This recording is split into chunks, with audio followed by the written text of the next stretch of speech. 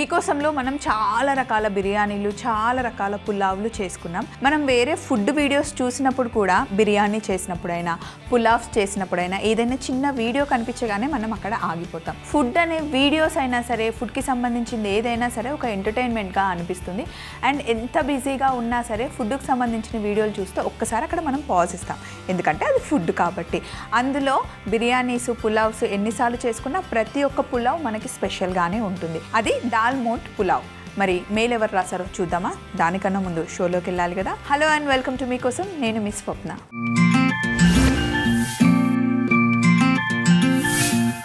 ఈరోజు first mail మనకు సంజన రాశారు. హాయ్ స్వప్నక్క, నా పేరు సంజన. నేను యూపీ సైడ్ వెళ్ళినప్పుడు దాల్ మోట్ స్నాక్ ఐటమ్ తిన్నా అక్క, చాలా బాగుంది. దాంతో పులావ్ కూడా చేస్తారంట. మీకు ఆ రెసిపీ తెలిస్తే చేసి చూపించండి అని చెప్పేసి సంజన రాసింది.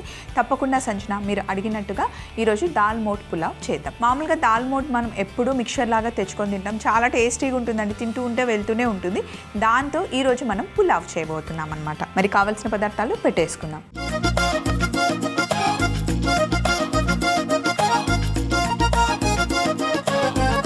దాల్ మోట్ పులావ్ చేసుకోవడానికి కావాల్సిన పదార్థాలు చెప్తాను చూడండి. దాల్ మోట్, అలాగే నానబెట్టుకున్న బాస్మతి బియ్యం, టమాటాలు, ఉల్లిపాయలు, పచ్చిమిర్చి, బేలీఫ్, వెల్లుల్లి, దాల్చిన చెక్క, యాలకులు, లవంగాలు, ఎండుమిరపకాయలు, పసుపు, అల్లం వెల్లుల్లి పేస్ట్, జీలకర్ర, ధనియాలు. ఫ్లాట్గా ఉన్న గిన్నె పెట్టుకున్నాను. ఇందులో 1 స్పూన్ ధనియాలు, దాల్చిన చెక్క, యాలకులు, లవంగాలు, వీటిని కొంచెం ఇట్లా డ్రై రోస్ట్ చేసుకోవాలి.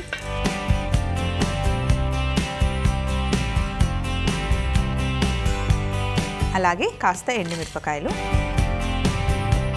వేసి వీటిని కాస్త డ్రై రోస్ట్ చేసుకోవాలి.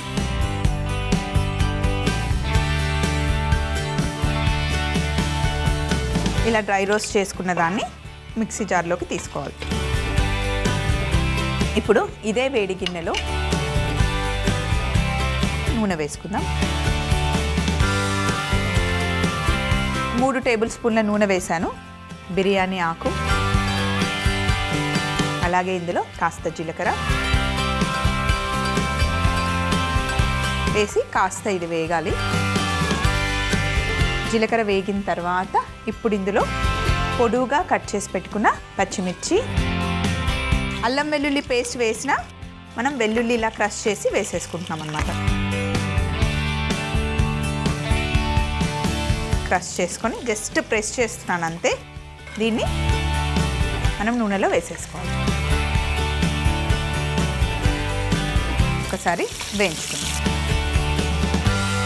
పొడువుగా కట్ చేసి పెట్టుకున్న ఉల్లిపాయ ముక్కలు వేసుకోవాలి.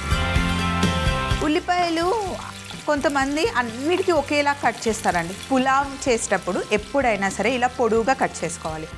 కొంచెం ఉల్లిపాయలు ఎక్కువ వేగితే ఆ వేగిన టేస్ట్ చాలా బాగుంటుంది, ఆయిల్కి అంతా వచ్చి ఆ ఫ్లేవర్ చాలా బాగుంటుంది అనమాట. మనం వెజ్ పులావ్ చేసుకున్నా నాన్ వెజ్ పులావ్ చేసుకున్నా ఉల్లిపాయలు వేగడం మటుకి చాలా ముఖ్యం. ఉల్లిపాయలు మంచి కలర్ వచ్చేంతవరకు వేగుతూ ఉంటాయి. ఈ లోపల ఇక్కడ మనం ధనియాలు, ఎండుమిరపకాయలు, లవంగాలు, యాలకులు ఇవన్నీ చక్కగా ఫ్రై చేసుకున్నాం కదా, దీన్ని మనం మిక్సీ పట్టుకున్నాం.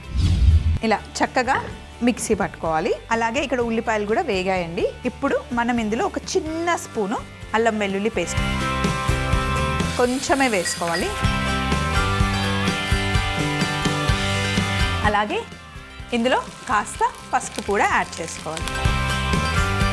ఇప్పుడు అల్లం వెల్లుల్లి పచ్చివాసన పోవాలి, ఉల్లిపాయలు ఇంకాస్త బ్లాక్గా అవ్వాలి. ఎప్పుడైనా సరే పులావ్ చేసుకునేటప్పుడు మనకి గిన్నె ఇలా వెడల్పుగా ఉంటే మంచిగా వస్తుందండి రైస్. ఇక్కడ నేను టమాటాలు ఉన్నాయి, వీటిని కట్ చేసి పెట్టేసుకుంటాను.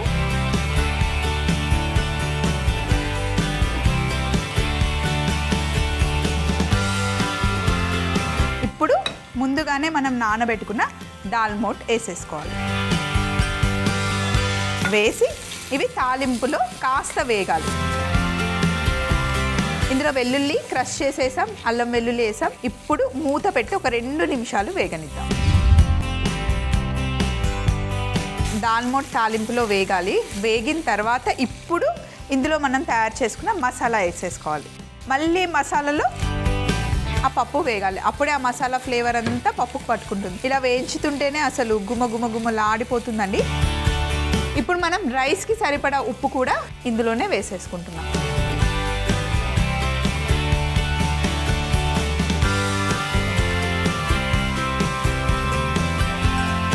చక్కగా పప్పు తాలింపులో వేగిన తర్వాత ఇప్పుడు నేను ఇందాక కట్ చేసి పెట్టాను కదా టమాటాలు, అవి కూడా వేసేద్దాం.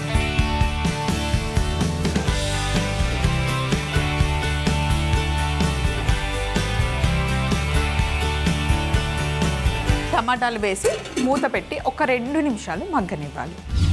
ఒక 2 నిమిషాలు టమాటాలు ఇలా వేగిన తర్వాత ఈ అరోమా అయితే అసలు అదిరిపోయిందండి. బాస్మతి బియ్యంని కడిగి నానబెట్టుకున్నాను. ఈ కప్పుతో ఫుల్ కప్పు బియ్యం కడిగి నానబెట్టుకున్నాను. సో ఈ కప్పుతో నేను 2 కప్పుల నీళ్లు పోస్తున్నాను. మామూలుగా బాస్మతికి 1 కప్పుకి 1.5 కప్పు నీళ్లు పోస్తాం. ఇప్పుడు నేను 2 కప్పులు ఎందుకు పోస్తున్నాను అంటే పప్పు కూడా ఉడకడానికి కాస్త నీళ్లు కావాలి.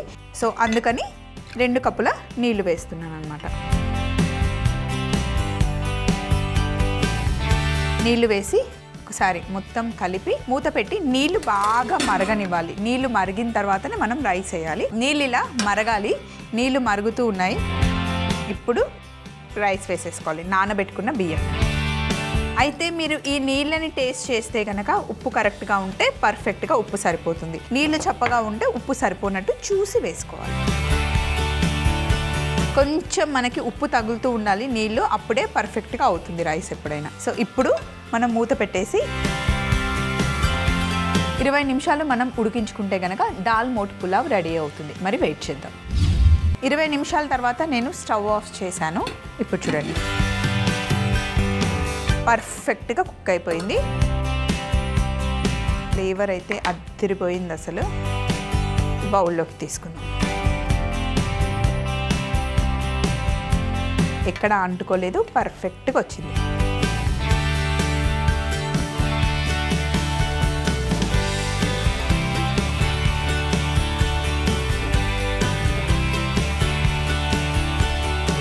మంచి బాస్మతి బియ్యం తీసుకుంటే ఇలా పర్ఫెక్ట్గా వస్తుంది. ఇది మనం తయారు చేసుకున్న దాల్ మోట్ పులావ్. తయారీ విధానం మీరు చూస్తూ ఉండండి. నెక్స్ట్ మనం ఫ్రైడ్ ఎగ్ పఫ్ తయారు చేసుకుంటామండి. సూపర్గా ఉంటుంది.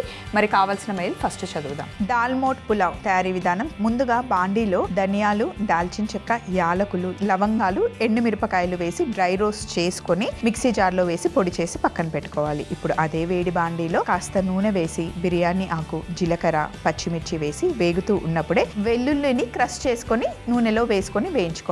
ఉల్లిపాయ ముక్కలు వేసి వేగనివ్వాలి. అందులో అల్లం వెల్లుల్లి పేస్ట్ కూడా వేసి పసుపు వేసి పచ్చివాసన పోయేంత వరకు వేగాక ముందుగా నానబెట్టుకున్న దాల్ మోట్ వేసి కలిపి వేగనివ్వాలి. మిక్సీ పట్టిన మసాలా పొడి కూడా వేసి ఉప్పు వేసి కాస్త వేగాక టమాటా ముక్కలు వేసి మూత పెట్టి ఒక 2 నిమిషాలు మగ్గిన తర్వాత 2 కప్పుల నీళ్లు పోసి బాగా ఎసరు వచ్చిన తర్వాత నానబెట్టుకున్న 1 కప్పు బాస్మతి బియ్యం కూడా వేసి మూత పెట్టి 20 నిమిషాలు ఉడికించుకుంటే ఎంతో రుచికరమైన దాల్ మోట్ పులావ్ రెడీ అవుతుంది.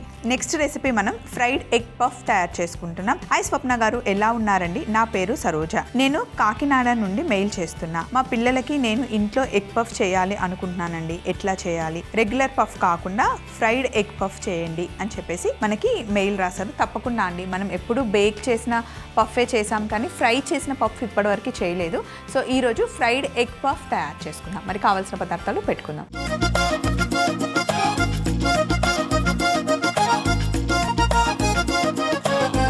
ఈరోజు మనం ఫ్రైడ్ ఎగ్ పఫ్ చేస్తున్నాం. ఎగ్ పఫ్స్ జనరల్గా మనం బేక్ చేసుకుంటాం. ఎగ్ పఫ్ని 2 రకాలుగా చేయొచ్చు అండి, 3 రకాలుగా చేయొచ్చు. ఒకటేమో బేక్ చేయొచ్చు, ఇంకొకటేమో ఫ్రై చేస్తాం, ఇంకొకటి నార్మల్గానే మనం కేక్ని ఇసుక పైన బేక్ చేసుకుంటాం కదా, ఆ ప్రాసెస్లో కూడా ఎగ్ పఫ్స్ చేసుకోవచ్చు. ఈరోజు మనల్ని అడిగింది ఫ్రైడ్ ఎగ్ పఫ్ అడిగారు. దానికోసం ఎగ్స్ని నేను ముందుగానే బాయిల్ చేసి పెట్టుకున్నా. వెరీ సింపుల్ ప్రాసెస్లో ఈరోజు చేయబోతున్నాం. దానికి కావాల్సిన పదార్థాలు ఉల్లిపాయలు, మైదా పిండి, కొత్తిమీర, ఉడికించుకున్న గుడ్లు, పసుపు, జీలకర్ర పొడి, ధనియాల పొడి, కారం, గరం మసాలా, అల్లం వెల్లుల్లి పేస్ట్, ఇంకా వెన్న మనకి కావాలి. సో ఫస్ట్ చేయాల్సింది ఏంటి అంటే ఒక అరగంట ముందే పిండిని తడిపి పెట్టుకోవాలి. ఇది మైదా పిండి. 1 కప్పు మైదా పిండిలో 2 చిటికెల ఉప్పు వేసుకోవాలి. ఒకసారి బాగా ఇలా మిక్స్ చేసుకొని నీళ్లు వేసి మంచిగా సాఫ్ట్గా మనం బొబ్బట్ల పిండి ఎలా తడుపుకుంటామో అలా తడుపుకోవాలన్నమాట.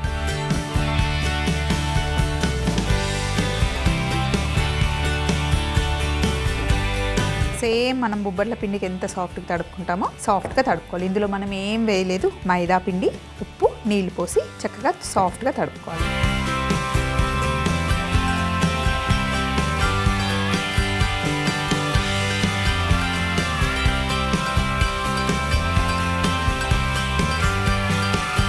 పిండిని సాఫ్ట్గా తడుపుకున్న తర్వాత సో కొంచెం ఫస్ట్ నూనె తీసుకొని ఇలా అంటే పిండి చేతి నుండి వచ్చేస్తుంది.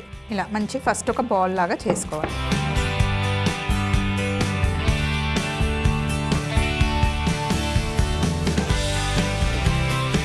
బాల్ లాగా చేసి లోపల ఇలా సెట్ చేసేసేయాలి.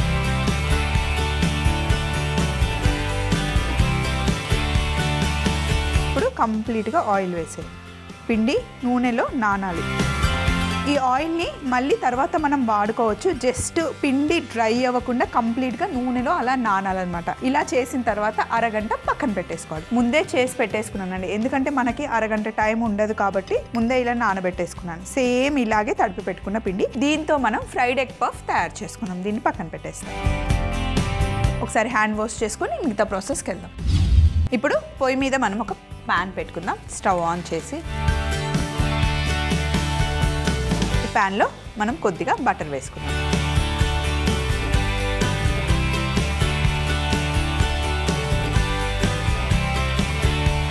ఇందులో సన్నగా పొడుగా తరిగి పెట్టుకున్న ఉల్లిపాయ ముక్కలు.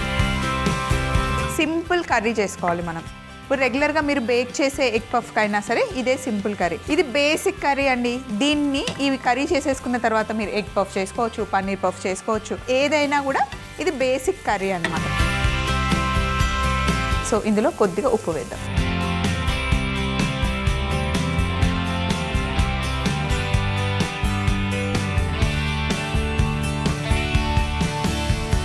ఉల్లిపాయలు ఇలా వేగిన తర్వాత ఇందులో కాస్త అల్లం వెల్లుల్లి పేస్ట్ వేసుకోవాలి. కొద్దిగా పసుపు వేసుకొని కలుపుకోవాలి.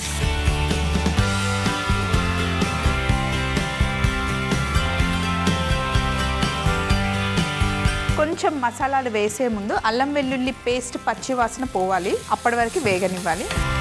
కొంచెం నిదానంగా ఉల్లిపాయలు వేగుతాయి. ఇలా అల్లం వెల్లుల్లి ముద్ద వేగిన తర్వాత ఇందులో కొంచెం నీళ్లు వేసుకున్నాం. మసాలాలు వేసే ముందు కొంచెం వాటర్ వేస్తేనే అంటుకోకుండా ఉంటుంది, లేకపోతే మసాలాలన్నీ మాడిపోతాయి. ఇందులో మనం కాస్త జీలకర్ర పొడి, కారం, ధనియాల పొడి, గరం మసాలా ఇవన్నీ మంచి మిక్స్ చేసుకోవాలి. కొత్తిమీర వేసేసుకోవాలి.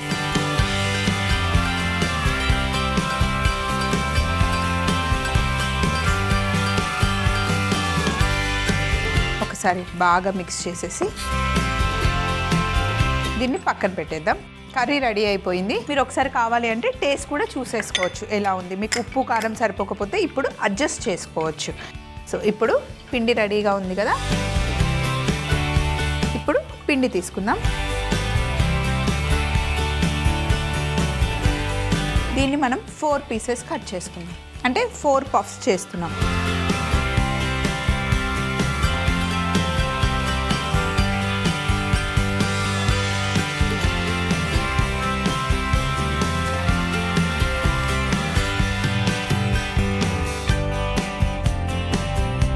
ఈ ముద్దను తీసుకొని ఇలా వెడల్పుగా చేసుకోవాలి. మనం ఎంత సన్నగా ఇలా సాగదీయగలిగితే అంత సన్నగా సాగదీసుకోవాలి. చూడండి, నేను నూనెలో నానబెట్టాను కాబట్టి ఇలా చక్కగా సాగుతుంది పిండి. జస్ట్ చేత్తో ఇలా అంటున్నాను అంతే.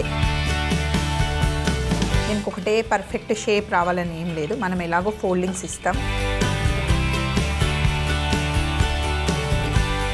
అన్ని సైడ్స్ ఇలా చేసిన తర్వాత ఇప్పుడు ఏం చేయండి అంటే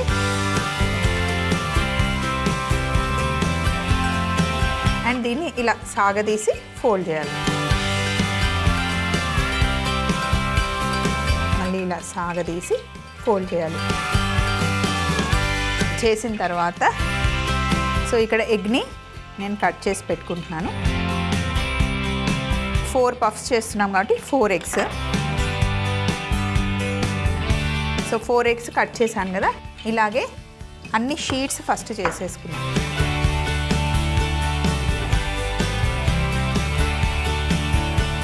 మీకు మధ్యలో చిన్న చిన్న హోల్స్ వచ్చినా కూడా ఏం పర్వాలేదు.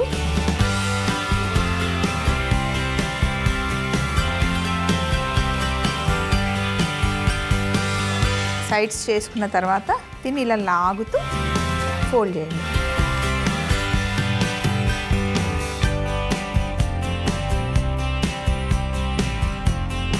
ఫోర్ సైడ్స్ 4 రావాలి.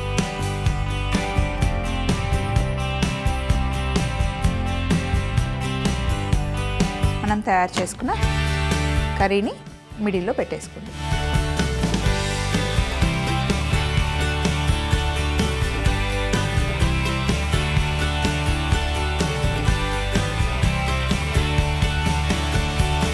ఇప్పుడు జస్ట్ ఇట్లా సైడ్ కొంచెం లాగి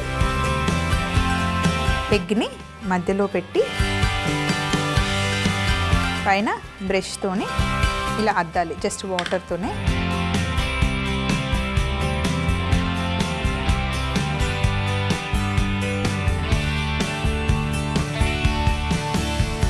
అంతే, దీన్ని పక్కన పెట్టేయాలి. మళ్ళీ ఇంకొకటి తీసుకొని కొంచెం ఇలా ఎడ్జెస్ ఎగ్ని పెట్టేసి నీళ్ళు మటుకి అద్దడం అసలు మర్చిపోవద్దు, ఎందుకంటే అతుక్కోవాలి. నూనెలో ఫ్రై చేస్తే మళ్ళీ ఊడిపోయింది అనుకోండి, స్టఫింగ్ బయటకు వచ్చేస్తుంది.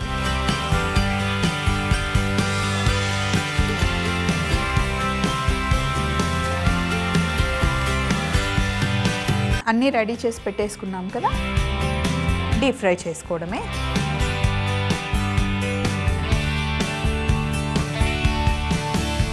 ఇప్పుడు వేడిగా ఉన్న నూనెలో వేసేసుకొని ఫ్రై చేసుకోవడం.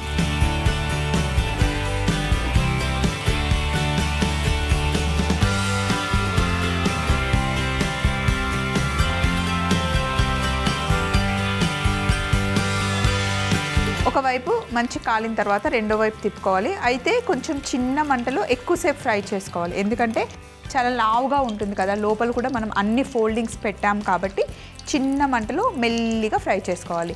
పెద్ద మంట పెట్టేసి నూనె చాలా వేడిగా ఉందనుకోండి, పైన కలర్ వచ్చేస్తుంది, లోపల పచ్చి పచ్చిగా ఉంటుంది. పైన లేయర్ ఎంత బాగా కుక్ అయిందో లోపల లేయర్ కూడా అంతే బాగా కుక్ అయ్యేలాగా చిన్న మంటలో మెల్లి కుక్ చేసుకుంటేనే బాగుంటుంది. పైన మంచి కలర్ వచ్చింది కదా, లోపల వరకు మంచి ఫ్రై అయ్యేంత వరకు ఫ్రై చేసుకోవాలి. సో మరి ఇక్కడ ఫ్రై అవుతూ ఉంటుంది, ఈలోపు ఇక్కడ ఉన్న సందడంతా తీసేసి ఫైనల్ ప్లేట్తో రెడీగా ఉందాం. ఇలా రెండు వైపులా మంచి కాలాలి, చూడండి, మంచిగా వేయించుకోవాలి, పర్ఫెక్ట్గా క్రిస్పీగా అవ్వాలి, అది మెయిన్ మనకు కావాల్సింది. చూడండి ఎంత పర్ఫెక్ట్గా వచ్చాయో, చూస్తే బేక్ చేసినట్టే ఉన్నాయి కదా. ఫోల్డింగ్ కూడా ఇలా పర్ఫెక్ట్గా చేసుకోవాలన్నమాట.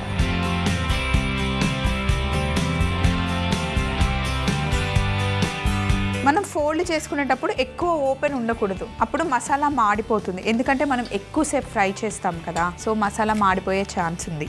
అందుకని మంచి ఇట్లా క్లోజ్ చేసుకోవాలన్నమాట. ఇలాగే మీరు చికెన్ పఫ్ చేసుకోవచ్చు, పన్నీర్ పఫ్ చేసుకోవచ్చు, కార్న్ పఫ్ చేసుకోవచ్చు, వెజ్ పఫ్ చేసుకోవచ్చు, ఏవైనా పఫ్స్ చేసుకోవచ్చు. ఇందాక నేను చెప్పినట్టుగా చేసిన కర్రీ బేసిక్ కర్రీ అనమాట, దాంట్లో మీరు ఏవైనా స్టఫింగ్ పెట్టుకోవచ్చు. మనం ఈరోజు ఎగ్ పెట్టాం. అసలు పఫ్ అంటేనే మనం బేకరీకి వెళ్తేనే ఫస్ట్ మనం తినేది చాలా ఇష్టంగా ఎగ్ పఫ్. మామూలుగా మనం బేక్ చేస్తాం, ఒకవేళ ఇంట్లో ఓవెన్ లేకపోతే, బేకింగ్ తెలియకపోతే కనుక ఇలా ఫ్రైగా కూడా మనం ఫ్రై చేసుకోవచ్చు, ఆయిల్ ఫ్రై పఫ్స్ కూడా చేసుకోవచ్చు. ఈరోజు మనం అదే చేసాం. ఇదిగోండి ఎంత బాగా వచ్చింది, పర్ఫెక్ట్ షేప్లో. మనం ఇప్పుడు బేకరీ నుండి తెచ్చినట్టే ఉంది కదా. నేను ఒకటి కట్ చేసి మీకు చూపిస్తాను. లోపల 100% పర్ఫెక్ట్గా కుక్ అయింది, ఎగ్ మంచిగా కనిపిస్తుంది, మనం పెట్టిన కర్రీ మంచిగా కనిపిస్తుంది, స్టఫింగ్ సూపర్గా కనిపిస్తుంది.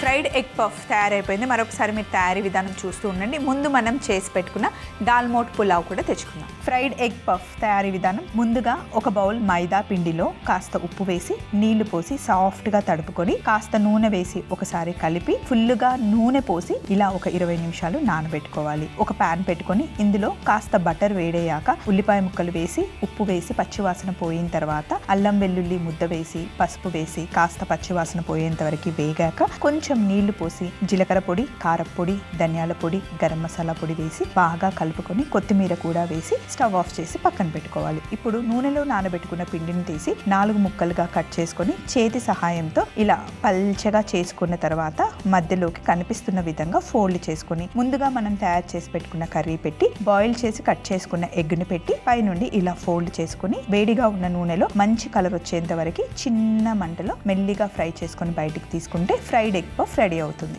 ఇదిగోండి దాల్ మోట్ పులావ్ 2 రెడీ అయిపోయాయి. సూపర్గా వచ్చాయి కదా. మీకు కూడా ఇలాంటి సింపుల్ రెసిపీస్ కావాలి అన్నా ఏదైనా కొత్తగా కాంబినేషన్లో కావాలి అన్నా మీరు మమ్మల్ని అడగొచ్చు.